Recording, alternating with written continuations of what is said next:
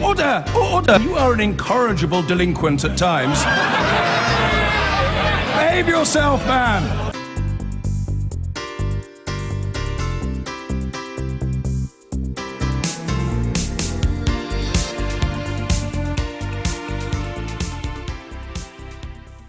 Three black males have been shot dead by police in America already this week.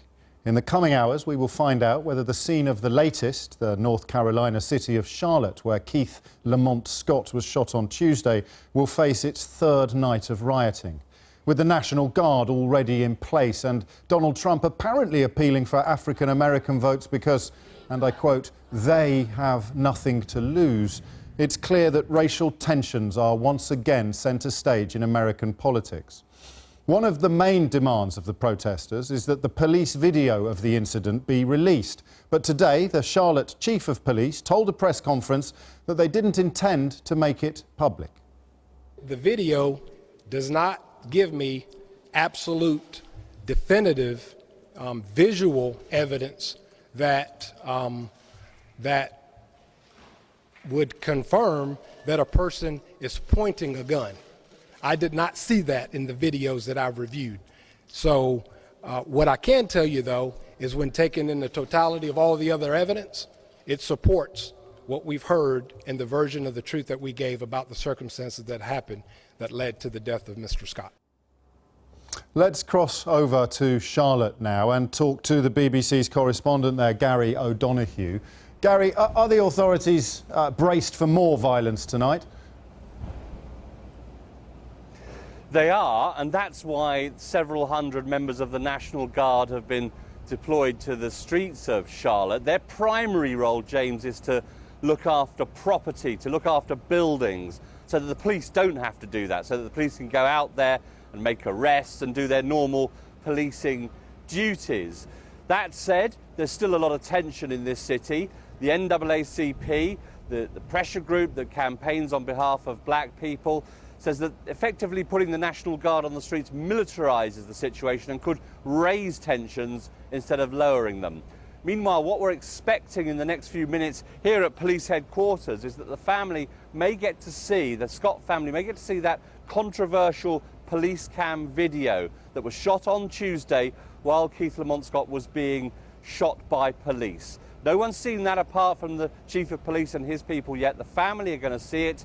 And what their verdict is on that video, I think, will be crucial to the atmosphere in this city.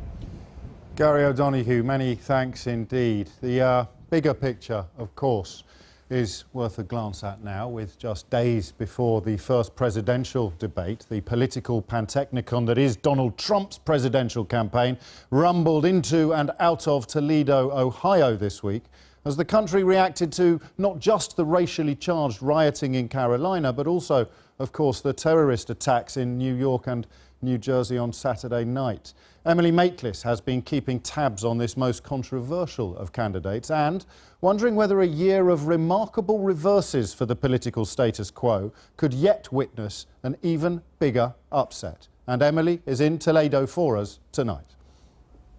Yeah, James, and I think that's right. Whether you're talking about rioting on the streets or the shooting dead of black men by police in North Carolina, as you've just been hearing about from Gary, or whether it's those thwarted terrorist attacks in New York and New Jersey, Americans right now are waking up to a sense of something deeply unsettling in the state of their country. And clearly, both candidates are offering very differing political solutions. But when an electorate keeps hearing about a country that is polarised, that is divided, that is unjust, and that doesn't seem to be getting any better, perhaps it's easier for them to start looking to that candidate of change, the candidate that talks about fixing things. Fixing things, we know, is a very Donald Trump sort of phrase. So we're here in Toledo, Ohio, a crucial swing state that Trump is going all out to win. He's been here many more times than Hillary Clinton. And ahead of that first critical presidential debate, the first time that Donald Trump and Hillary Clinton will sit on the same stage together, going head to head, we spoke to a Republican strategy who was called in by Team Brexit to give them a little bit of advice ahead of their own televised debates. Have a look. And we will make America great again. And take back control of this country and our democracy. And we will make America great again. If we vote to leave, we take back control. And yes, we will make America great again. The echo of insurgency, both sides of the Atlantic Ocean. And turn the page to a bright and shining future. 2016, it once seemed, would be the year things almost happened, the rising of populist movements around the world. But after the Brexit vote, suddenly we realised that voice didn't just have the power to unsettle, but to upend. It was a moment many on this side of the ocean fully woke up to Trump. I certainly think that the Brexit has energized a lot of voters here in the States. I think for folks who don't think that Donald Trump can win, they now believe that Donald Trump can win. I also think that it has invigorated the hope of folks who think we can't, do anything about problems. We can now do something about them. Brett O'Donnell, a Republican strategist who's advised former presidential candidate Mitt Romney, was called in by the Leave EU team to help them prepare for the debates. We were very careful about trying to characterize this as taking back control of your country as opposed to losing control of your country, and being hopeful about your country as opposed to being fearful. It's about using the phrase, take back control of our NHS, take back control of our school system, take back control of our trade, take back control of our borders, take back control of our sovereignty. The Brexit-Trump analogy is far from perfect, but they each speak to a sense of reclaiming, and that, I think, is key. Whether it's about your borders or your former greatness as a country, it appeals to a people who feel that something slipped out of their grasp. They're asking for it again. And put like that, it no longer sounds like protest, but about real, possible change.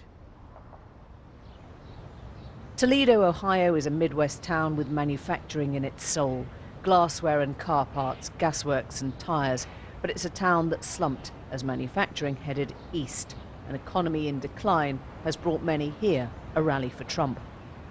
I will not tolerate anyone violating Mr. Trump's right to speak here today, or your right to assemble and to listen to what he has to say. Do not physically engage the protesters. They embrace their newfound identity as deplorables after Hillary's comments about racism and xenophobia of his supporters hit a wrong note. I think it's disgusting that a presidential nominee could call a large segment of our population deplorables. If she would win, she would be president of everybody. And as we move through the queue, I'm curious to know if the same factors that drove Brexit are driving Trump. The dilution of American culture is deteriorating the structure and the solidity of this country. In Europe, you guys have a big problem because there's no borders. I think it's sad that these illegal immigrants get all this freedom, and we have veterans who are homeless, who can't afford health care, who have to wait, months on top of months. They've been waiting since 9 this morning. Donald Trump finally arrives here at 2:30. This is a movement, and we're taking our country back for the people. We're taking it back. We're taking the country back, we're taking it back. That kind of easy slogan has proved critical to his messaging during this campaign, whether it means jobs or military might or nostalgia simply. It's about drilling a message home time and time again. He tells his fans, they tell others, a kind of verbal pyramid selling that has proved so utterly effective. In downtown Toledo, I meet Mike and Ed, friends across the political divide. I don't think that she is saying anything that, what she is going to do to make it better. That's the thing. I haven't heard from her. What's Donald Trump going to do? What's he going to do to make America great again? But they agree on one thing, that the Democrats lack that simple messaging. It has been harder for her to reduce her message to something that connects every day with the marketplace, what I might call kitchen table life. People are sitting around not thinking about politicians as much as we think they are. They're thinking, how can I pay my bills? What about my boss? My car needs a muffler. My rent is due. What are those challenges? That's their kitchen table life. They are not thinking about politicians and what it means. Until politics starts looking like this. The shooting of yet another black man by police has hit a deep nerve in America and brought protests out on the streets for a second night. The black vote is overwhelmingly Democrat, but the protests may harden parts of the white vote behind Trump, and polarized America may well play into his narrative. An America that's divided, an America that's uneasy, an America that is, he'll tell them, broken, is an America that's ready for change. So let's pick up now where Emily left off in her report. The protests over the shooting dead of a black man by police in North Carolina. A little earlier, I spoke to North Carolina Congressman Robert Pittenger. His district covers the city of Charlotte, and I began by asking him about the prospect of a third night of rioting in his home state. Well, my hope is that calm will prevail. Frankly, we need the spirit of Martin Luther King, that great statesman who, yes, he went to the streets for his cause, but it was peaceful. And we need the spirit of the leaders to come out today, from President Obama, from the Attorney General, from pastors, from lay people, to go to the streets, African American leaders, and ask for calm and ask for a discipline in what they want to share their grievances and their concerns. How would you typify that grievance, the chief grievance of the protesters? Very good question. It began long before 2 nights ago when there was a shooting. I think that was the effect of the culmination, frankly, for many people, decades. You know, in 1965, President Johnson, with good intentions, launched the Great Society. And the impact of that has, frankly, been a disenfranchised society. We are African-American people today who are more removed from our economy than any other time. In fact, sadly, as a result of the policies that the President, and I say with good intentions, followed the last 8 years, the demographic group that has been hurt the worst are the low-income minority people. They've grown zero in our economy. With respect, Congressman, I don't think the people on the streets last night and the night before were protesting against Lyndon B. Johnson's almost half a century-old policies. What is their grievance in their mind? Well, no, the grievance in their mind is the animus, the anger. They hate white people because white people are successful and they're not. I mean, yes, it is. It is a welfare state. We have spent trillions of dollars on welfare, but we put people in bondage so that they can't be all that they're capable of being. And you know, America is a country of opportunity and freedom and liberty. It didn't become that way because of a great government who provided everything for everyone. No, the destiny of America, the freedom to come to this country, where they're still coming to our shores, is because they can take their work ethic and their hard effort and put up their capital and their risk and build out their lives. So missing. A black man gets shot by a black police officer and the people protest because they hate white people. Yeah, that's what they say on TV. That's coming out of their mouths. That was the brother of the man who got shot. And he said in a very, vulgar way that hated all white people. And so it's become a racial issue. There's nothing racial about what happened. It's tragic. You look at the educational system, 70% of all African American children are born out of wedlock. This is tragic, and it's a breakdown in our society. The perception then that African Americans expect a different degree of treatment from American police isn't part of this at all. I think they are treated fairly. Do you think that our African American, the chief of police, an African American officer, wants to degrade somebody from his own race? Of course not. This has not been true. I ride shotgun with our police from 10 p.m. to 6 a.m. I've done this a number of times. And these people are valiant, courageous people. They go out on the streets. There's issues in the streets every night. And they're courageous people in our law enforcement, and I value them. They're people who are instigators, who incite these riots. That's why I'm calling for the spirit of Martin Luther King to return, to not allow the agitators to come in and exploit these situations. And that's what they're doing. Yes, people have concerns. Dr. King, of course, spoke of the need for love to be employed to fight hate. I agree. I sense from some of your comments you're probably also a fan of Donald Trump. Is it somehow fighting hate with love to employ some of the rhetoric he employs with regard to No, Mexicans being please. rapists and murderers, or the birther story? I've spent the best part. That way. Well, you have come out, I think, in support of Donald Trump. You cite the memory of Dr. King, and I can't quite square the two admirations.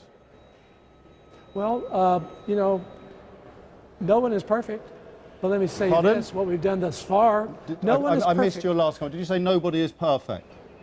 But the policies of the last 50 years have enslaved these individuals. I'm looking ahead to the next 5 now. I just wonder how you square admiration for Donald Trump, who has cast aspersions upon the very circumstances of an African American's birth, while also calling for the spirit of Dr. King to be brought to bear upon the current violence. What I'm for is freedom and opportunity and liberty, and that's what our Republican House members stand for. If you'll go to a better way, you'll understand what we're about. We're about our agenda. We're about an agenda for creating greater opportunity for everyone. We want Donald Trump to embrace us. Okay. And we believe he will embrace our ideas. Well, good luck to you. Congressman Robert Pittenger, many thanks indeed. Thank you so much. And joining me now from New York is the Daily Beast's editor-at-large, Goldie Taylor. Let's begin, it's hard to know where to begin, but let's begin with that claim that there was no racial element to what is happening in Charlotte at the moment, because the chief of police is African-American and the officer who fired the fatal shot is also African-American, ergo, this isn't an issue of race. I think it's a misnomer, first of all, to believe that an officer of the law who happens to be African-American does not also harbor some level of implicit, if not explicit, bias against other Americans, whether or not they are white, non-white, African-American, Hispanic, or otherwise. And so that has been proven to be true in test after test. And so for many African-Americans, specifically living in Charlotte, this is a racial issue. If you look at Charlotte and its fabric, its economic disparities, its racial disparities, even its disparities along racial intolerance lines, you know, it is a very fragile fabric, you know, that has really sort of existed over these last several decades. If you look at what happened last evening, yes, there was a flashpoint of an African-American man who was disabled, who the community says was unarmed. The police officers, of course, say that he was armed, who was shot as he waited for his child to get off of a school bus. That was not necessarily the cause of the uprising. It was simply the flashpoint. The cause is the decades upon decades of economic and racial inequality in and around Charlotte and in other U.S. American cities. So it's not simply the case that they, as the congressman suggested, hate all white people?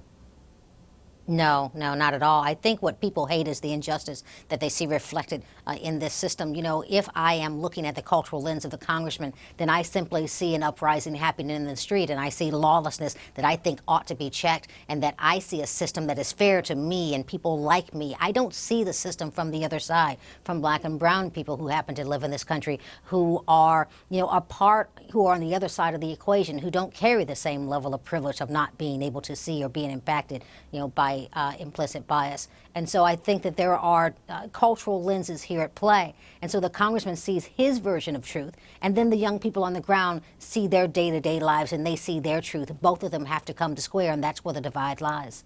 Well, what do you feel, Goldie Taylor, when you hear an elected politician like that describe African-American people as not liking white people because white people are successful and black people are not?